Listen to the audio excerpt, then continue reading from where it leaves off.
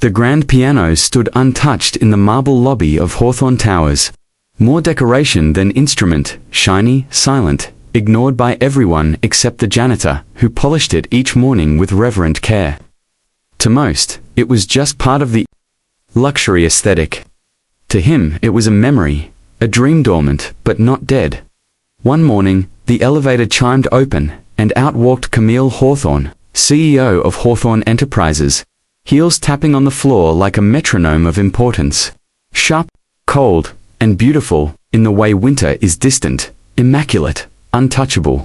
Her assistant stumbled behind her, arms full of folders, tablet, coffee. Camille didn't notice the janitor, kneeling beside the piano, polishing its legs. She rarely noticed anyone below the executive floor. But this morning, she stopped. She had caught a glimpse of the janitor's hands.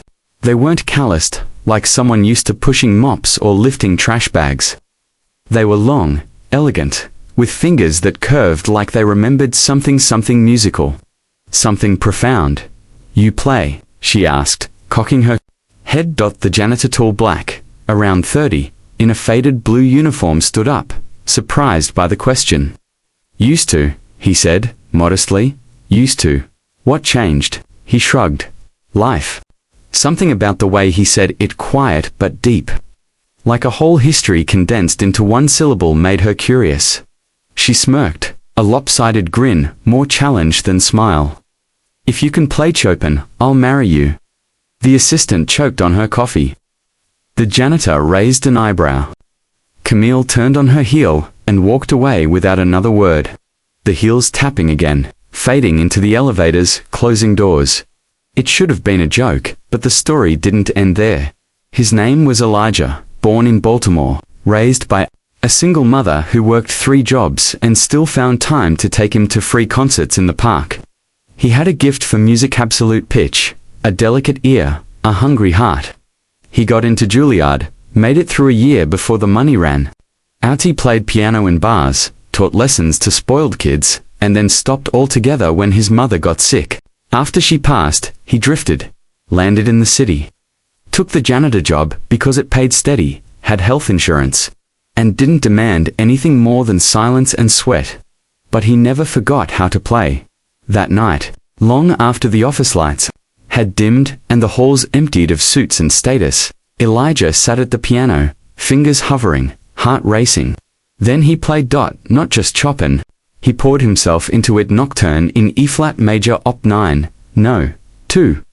Notes like whispered memories. Pain, beauty, longing. The sound echoed off the glass and steel like it was looking for someone to listen. And someone did. Camille had returned for her tablet, forgotten in the boardroom. She stopped halfway down the stairs when she heard it. She followed the sound like a thread pulling her down, heart unspooling. She stood behind a column, unseen, watching him. The janitor, no Elijah, not a custodian, not background, but a man playing with the soul of a master. Tears welled up in her eyes before she understood. Why? She didn't say anything that night. The next morning, she called her assistant and said, "Schedule a concert in the lobby. Friday, 7 p.m. Invite the staff." All of them. Her assistant blinked. "Concert? Who's performing?" Camille smiled.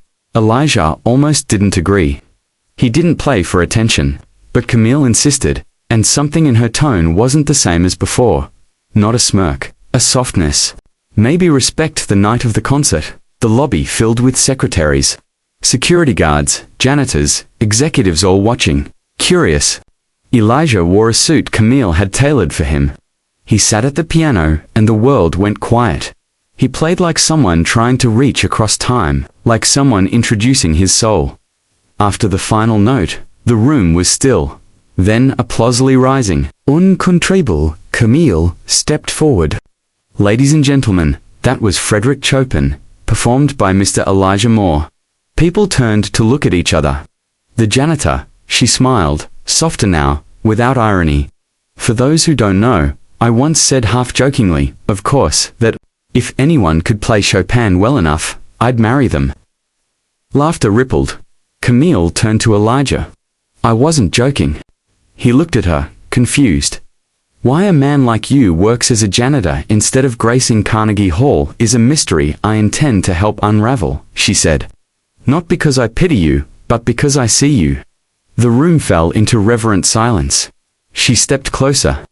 I don't expect you to marry me. That was a line, and you turned it into something beautiful. But if you ever want more than this job, if you ever want more than this life, you don't need my permission. You already have the talent. Elijah stood slowly. Thank you, he said. But I don't need saving. Camille smiled. Good. I wasn't offering to save you. I was offering to stand beside you. They didn't fall in love right away. This wasn't a fairy tale, but it was the beginning of something real. Camille offered him a role director of cultural programs. He designed music initiatives for schools, gave piano classes in the building every Friday, and soon had the city's attention. Interviews, a scholarship fund in his mother's name, eventually a record deal. And Camille, she changed, learned to listen more, to see people not for their titles, but their stories. She and Elijah grew close, first colleagues, then friends, then something deeper. Years later, at a small concert hall filled with students and city leaders, Elijah performed Chopin again. After the final note, Camille walked on stage with him. This time, she didn't joke. She pulled out a small box and said, "If you still play Chopin, I'll still marry you."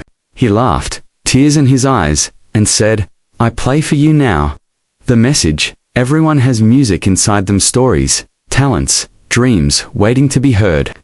Too often, the world assigns value by title or paycheck, but real worth comes from soul, from persistence, from how we rise after falling. And sometimes, the janitor is the most brilliant man in the room. You just have to listen.